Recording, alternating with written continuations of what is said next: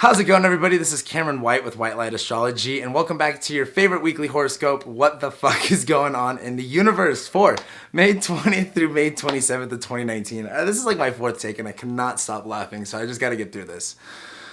All right, so this week we don't really have a whole lot going on, but on Tuesday, we do have the Sun going into Gemini and Mercury going into Gemini and going Cazimi in its home sign of Gemini. So I do think that starting off this week on Tuesday with a whole lot of Gemini flavor and a whole lot of Gemini energy happening, I think that this is going to open a lot more doors and a lot more understanding of what our circumstances are, a lot better understanding of what we're wanting to do, what we need to do.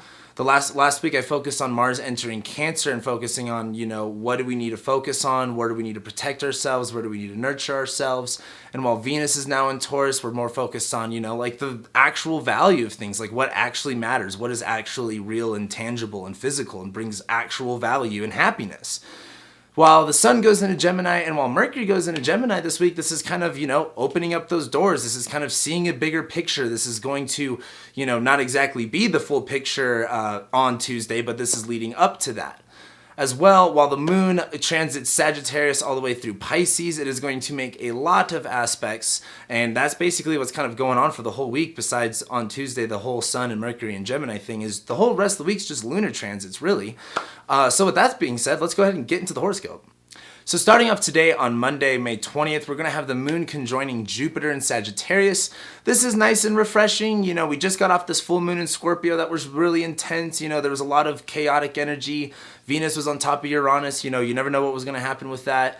And while the moon is on top of Jupiter starting off this Monday, this is going to kind of give us some room to kind of play with. It's like, okay, what did this full moon in Scorpio kind of bring some realizations for us? And what's new? What are we going to change? What story are we going to start writing now? It's kind of like you have to scrap the first draft and start writing the second draft almost. That moon in Sagittarius is kind of like the idea of, okay, let's think a little bit bigger. Let's think a little bit better. What's new and what can we grow into? And I think starting off this week with that is going to kind of help us a little bit more, especially as we go into Tuesday, as we have the Sun entering Gemini, Mercury entering Gemini, going Cazimi, as well as the moon going into Capricorn and making a trine to Venus and an opposition to Mars. Tuesday is going to be quite a bit because as the Sun enters Gemini and Gemini season begins, that's one thing, but Mercury is also entering Gemini, which is really important. Gemini is one of Mercury's two favorite signs. It's two home signs. The other one is Virgo, of course.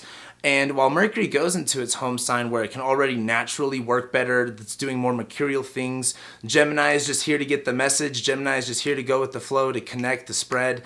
And while Mercury goes into Gemini, it can operate at a better level. It can think clearly.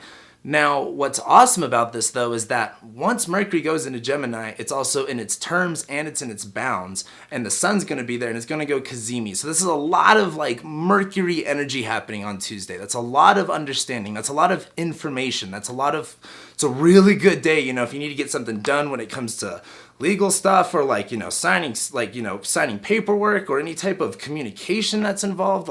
That's a good day to do it. The biggest thing with this though is that the moon goes into Capricorn. While it goes into Capricorn, it's going to be kind of weird for the next little while. While the South Node's there and Saturn and Pluto's there, with the moon going into Capricorn where it's in its detriment, where it's wanting to detach, it can't necessarily feel itself. It has to work, it has to put up boundaries and walls and restrictions in order to protect itself. While the moon is going into Capricorn, this is allowing us an opportunity to really kind of get focused on what needs to be done, what standards, need to be met, what obligations and responsibilities need to be fulfilled. That's kind of like moon and Capricorn stuff. And as it starts to trine Venus and oppose Mars, I think this is where it's going to get interesting because as the moon's in Capricorn, wanting to help us detach more, it's starting to trine Venus a little bit in Taurus where Venus in Taurus is like, yes, this is good. Yes, I really like this. This is what I want. But as it opposes Mars, while Mars is in Cancer, it's that we may have a difficult time kind of taking this decision because it kind of comes down to this weird reception that the moon and Mars have over. Mars is like, this is what I need to take direction on, and the moon in Capricorn is going like, well, this also needs to get done, and these responsibilities we need to met. And while Mars in Cancer may not like that, the moon in Capricorn's also not going to like that, I guess the thing that I want to say out of all this is that on Tuesdays you get all this information. This is really going to come down to, again, what do you need? And what structures, what framework, what old way of doing things are you trying to uphold that really don't work anymore? Like, it's not like everything sucks in your life, you got to get rid of it all. It's like, right now, like, shit's really fucking obvious what works and what doesn't work, and what things aren't, like, working in life anymore, and what we've got to change, what's the new is going to look like. Like, it's very clear. And while the moon goes into Capricorn, it's kind of like, don't uphold this old way of doing things. It's kind of like, let's focus on where we need to take care of ourselves, and let's realize where more and the value is, and how we can better understand that and better bring that into our lives. And then on Wednesday, on May 22nd, we're going to have the moon conjoining Saturn. And this is really looking at, like, where are the barriers? Where's the limitations? Where are the problems being presented? And this is Saturn retrograde right now. This is a time of like, hey, it's not necessarily, I don't want to say the outside world putting on the boundaries. It's that it's not going to change unless you change it first. You have to change the way that it operates. You have to change the way that you operate, the way that you go about these things, and the way that you handle these responsibilities, and the way that you handle these structures a little bit differently in order for them to actually change in the bigger scale. While the moon conjoins Saturn, this is kind of like, what are the responsibilities that need to be met? Where do you have to really take that role on and kind of meet the needs and the demands of Saturn? And I think as we go into Wednesday, it's just kind of weighing out our responsibilities versus, like, what needs to be done. And I think while the moon's in Capricorn, this is giving us enough time to, like, again, sit back, think about this, get detached for a second, just enough to really get a good scope on things. But then also on Wednesday, we're going to have Mars sextile Uranus. And I think this is going to be really interesting as well, because while Mars is in Cancer and it's more focused on, like, where do we need to protect? What do we need to address? Where do we need to go? What responsibilities do we need to focus on? As it sextiles Uranus and Taurus, while Uranus and Taurus is like, I value this. This is going to change here. What you find valuable, what you find, what brings you security, what brings you stability. What brings you, some type of groundedness, energy, that's all erratic. As Mars sextiles Uranus, this is kind of like Uranus giving that helping hand, or Mars giving that helping hand to Uranus of like, hey, if this is what needs to happen, I can really give you some support with this. It's kind of like, as Mars in Cancer kind of like figuring out what it needs to do, Uranus is kind of like, hey, here's a great new way to try new things. Here's a great new way to get some consistency and some stability back into your life.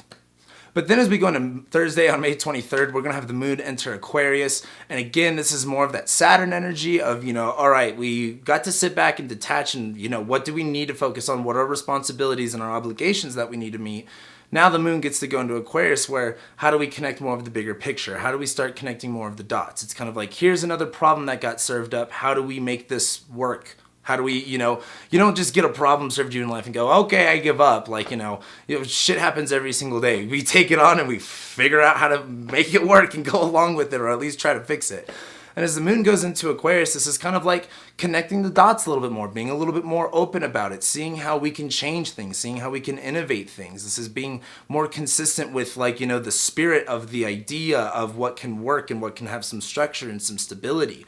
Like, the opportunity to be creative is definitely there. And then as we get into Friday on May 24th, that's when we're going to have the moon start to square Venus and trine Mercury. And this is where the idea is going to get a lot more clear, especially going from Tuesday.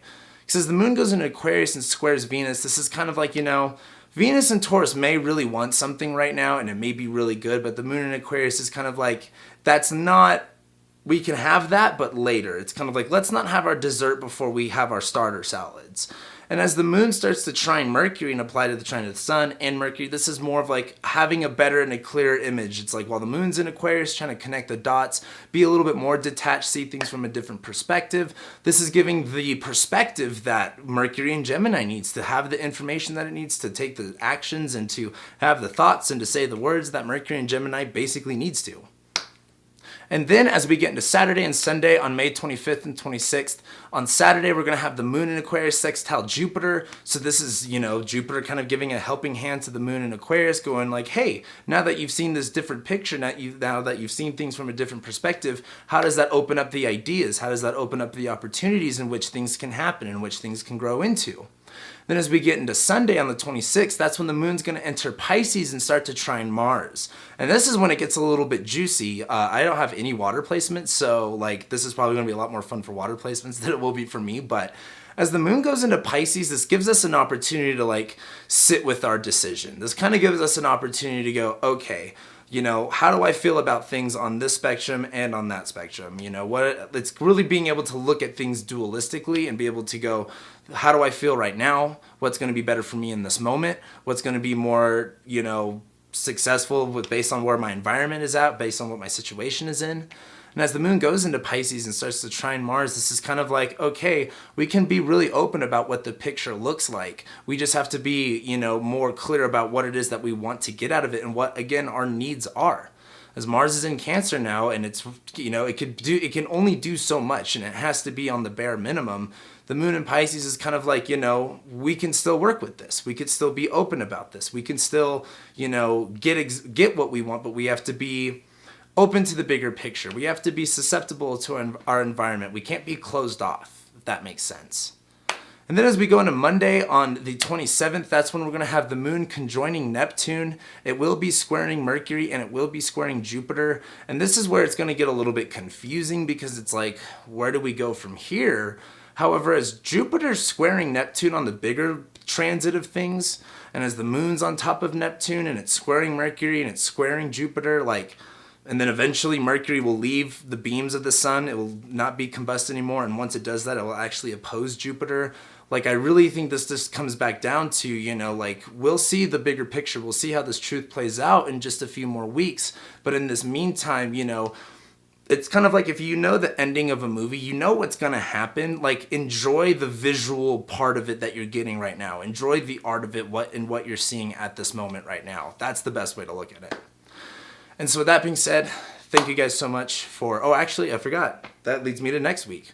Next week, we got Mercury opposing Jupiter. We have, what's going on with Venus? Oh yeah, Venus is trining Saturn, and we're going to have the new moon in Gemini. Next week's looking a lot more positive, a lot more constructive. Definitely not weird at all, but definitely a little bit more positive and constructive. And we're going to need that, especially as we get into like June and July when things get hella intense. So with that being said, thank you guys so much for being here and liking and sharing and commenting and subscribing. I love and appreciate every single one of you, and I'll be seeing you next week.